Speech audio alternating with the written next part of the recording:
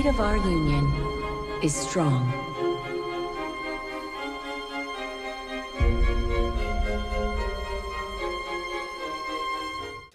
Merci, Monsieur le Président.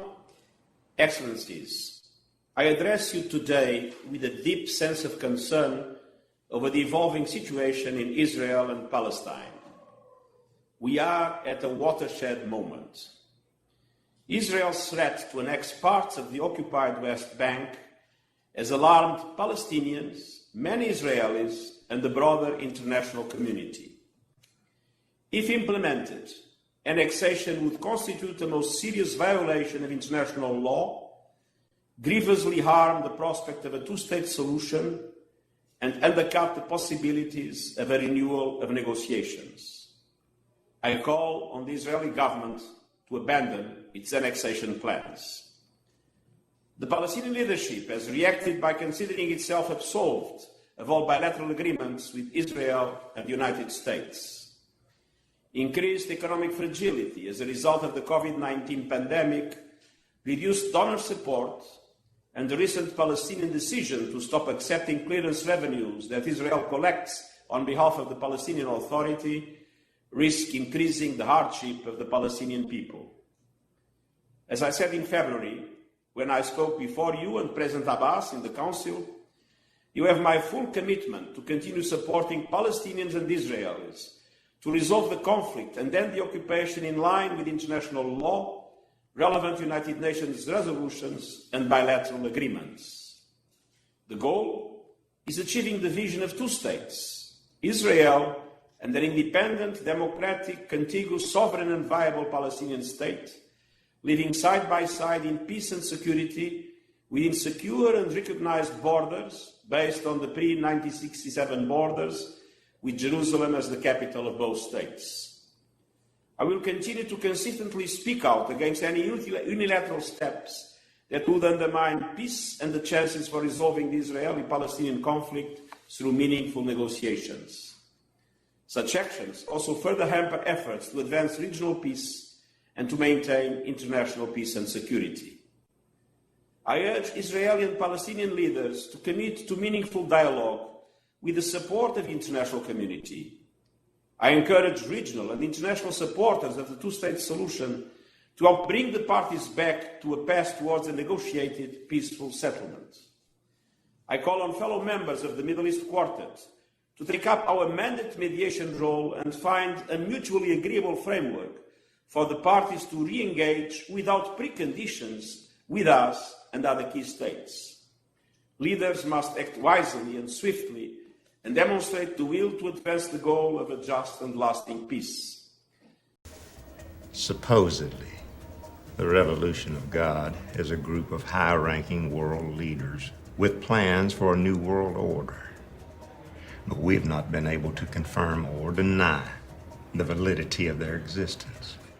Members of the Security Council, Secretary General Guterres, I'm devoting my regular briefing on the situation in the Middle East to the 14th report on the implementation of Security Council Resolution 2334. The written report you have already received, and it covers the period from the 21st of March to the 4th of June this year. Before turning to developments that have occurred since the written report, I would like to reiterate the Secretary General's grave concern over the continuing threat of Israeli annexation of parts of the occupied West Bank, a process officials have said could begin in weeks. Deliberations over this move have brought this long-standing conflict to a critical juncture. Annexation could irrevocably alter the nature of Israeli-Palestinian relations. It risks upending more than a quarter of a century of international efforts in support of a future viable Palestinian state living in peace, security, and mutual recognition with the State of Israel. I encourage Member States to support the agency to ensure its operations can continue throughout 2020.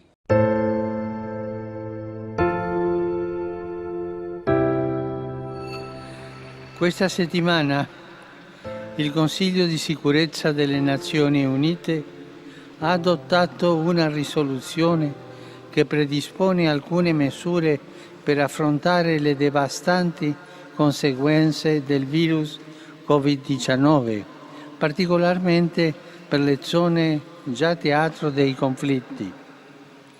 È lodevole la richiesta di un cessate il fuoco globale e immediato, che permetterebbe la pace e la sicurezza indispensabile per fornire l'assistenza umanitaria così urgentemente necessaria. Auspico che tale decisione venga attuata effettivamente e tempestivamente per il bene di tante persone che stanno soffrendo. Possa questa risoluzione del Consiglio di sicurezza diventare un primo passo coraggioso per il futuro di pace.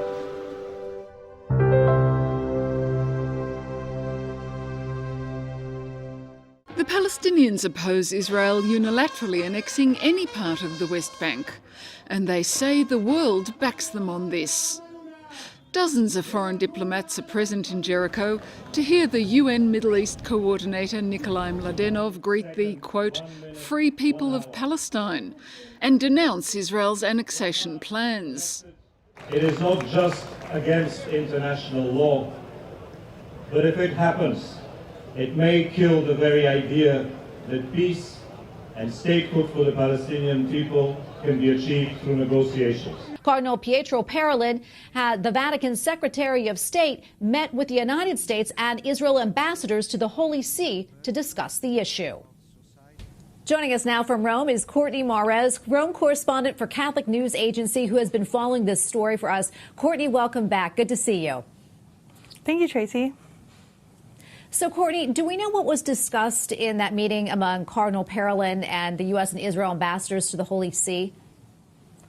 The Vatican Secretary of State met with the U.S. ambassadors ahead of the highly anticipated July 1st date to express his concern that Israelis' potential unilateral actions could jeopardize the peace process between the Israelis and the Palestinians.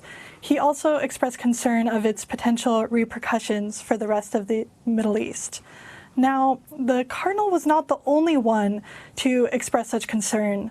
The United Nations, the European Union, and UK Prime Minister Boris Johnson each issued strong statements urging Israel to call off its annexation plans, saying that they violated international law. Ultimately, Israeli Prime Minister Benjamin Netanyahu announced yesterday that the plans to annex parts of the West Bank have been delayed. The Prime Minister's office said discussions with Americans have been taking place this week and further discussions are planned. Courtney, do you know, has the U.S. Embassy to the Holy See said anything about the meeting? I actually spoke with the representative from the U.S. Embassy to the Holy See today, who told me that the U.S. ambassador said the meeting was productive and covered a range of issues, including their common goal for peace in the Middle East. Now, it's important to note that the Vatican Secretary of State met with both the U.S. ambassador and the Israeli ambassador because the Americans are playing a key role in Israel's decision. If the Israeli annexation of the West Bank does go forward sometime in the future, Israel will be looking to the U.S. for support and recognition of the areas that would be annexed, which could be up to 30% of the territory. Courtney, we only have about a minute or so left, but I do want to get to this last question. Can you talk about the Vatican's stance on the dispute between Israel and a Palestinian territory? The Holy See has reaffirmed its support for a two-state solution repeatedly this year amid these ongoing debates. In the most recent Vatican statement issued this week, the Holy See reaffirmed its support for the internationally recognized borders, saying both Israel and Palestine deserve a right to exist in peace and security. The Vatican Secretary of State also appealed to Israel and the U.S. to do everything possible to reopen direct negotiations with Palestine, citing Pope Francis's prayer for peace in the Middle East and the Holy Land, in which he urged leaders to say yes to dialogue and no to violence. Who are the Watchers?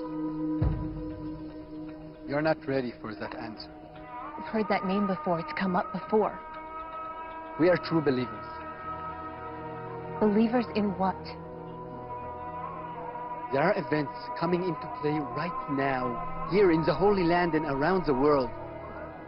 This world is dying. Business markets are collapsing. Banks are disappearing into the night. Nations are in financial ruin. And as people, we are morally bankrupt. What does that have to do with Mark? Your husband knew all this. He was helping us. Helping with what?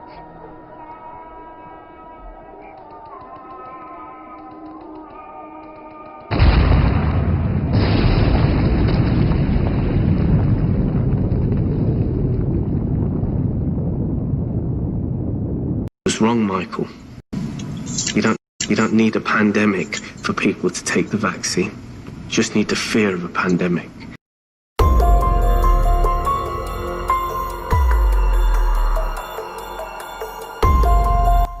This is the mission which Pope Francis gave us when he confirmed the universal apostolic preferences. These were the fruit of a spirit-led discernment by the universal apostolic body. Illuminated by them, we put into practice the mission of reconciliation and justice to which the 36th General Congregation invites us. The crisis is showing us that we are one humanity. Every human being, every people, each culture is part of this one varied, rich, and interdependent humanity.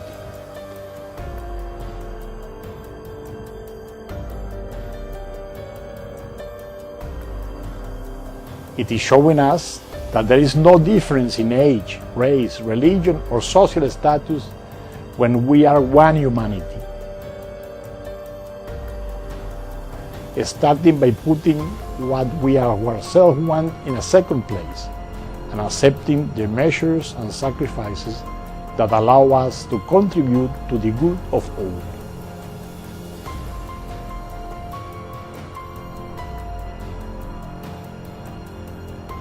God is a tricky word because of which God are we talking about? Now, I have several gods in our word. So, if we are talking about the God of Jesus Christ, or the God that Jesus Christ revealed us, so we have to see Jesus Christ. And how is the most profound and deep image of God that Jesus gives us? The cross. Jesus in cross. Jesus given His life for the life of us. There is God. If we are able to really contemplate and get touched by the contemplation of Jesus in cross, we will find the crucified people today.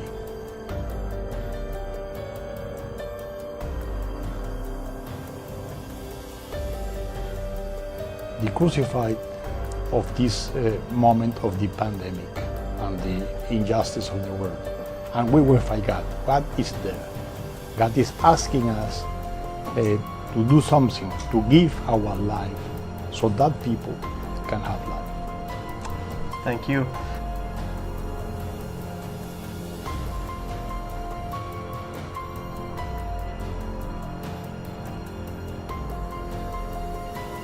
People, humanity is only one humanity. All of us are loved by God.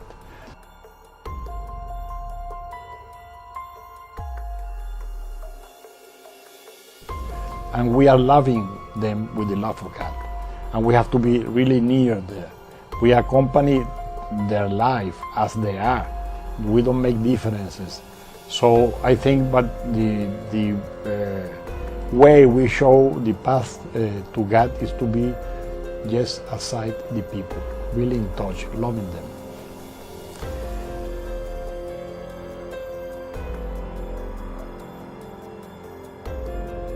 Do you have suggestions to help us turn this crisis into permanent, not temporary and reactionary changes?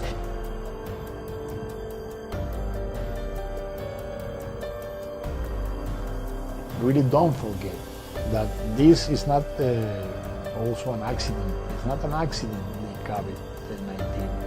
It's the fruit of a way of how human beings has understand and have made their own relationship. And it's a confirmation of our mission to collaborate, to contribute in the change of this world. And I think we can show the people through reflecting about the COVID-19, the fragility of the world we have created, no? and how we need really to get together so we can go in another way. I don't think so that after the crisis things are going to change like this. No? There are so many interests behind this, and so many, we are so used to the West. We are dreaming to come back to our normality. No? We are dreaming to just live as we were before the virus came to our life. But that's the great temptation. So to take an opportunity of this crisis is to be aware that something has to change, because really we are in a very fragile structure of human relationship and life. So don't forget this crisis. Not just, okay, that was a bad night, a nightmare. No, and we are awake again, and we are again in our life as before. No, we have to take the lesson that if we don't change after this, the next one will be worse.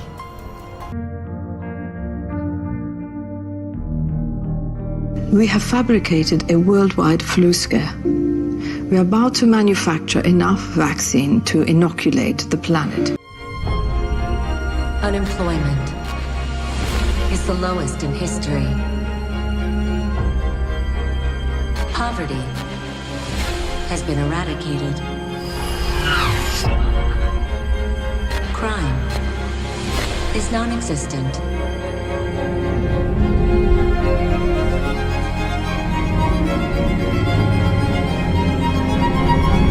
Let us give thanks. Let us give thanks. Give thanks. Give thanks. Give thanks. Give thanks. Give thanks. Give thanks. Be strong in the Lord and in His mighty power. Put on the full armor of God so that you can take your stand against the devil's schemes. For our struggle is not against flesh and blood, but against the rulers, against the authorities, against the powers of this dark world, and against the spiritual forces of evil in the heavenly realms. Therefore, put on the full armor of God, so that when the day of evil comes, you may be able to stand your ground. And after you have done everything, to stand firm then, with the belt of truth buckled around your waist, with the breastplate of righteousness in place, and with your feet fitted with the readiness that comes from the gospel of peace. In addition to all this, take up the shield of faith, with which you can extinguish all the flaming arrows of the evil one. Take the helmet of salvation and the sword of the Spirit, which is the Word of God. And pray in the Spirit on all occasions, with all kinds of prayers and requests. With this in mind, be alert, and always keep on praying for all the Lord's people.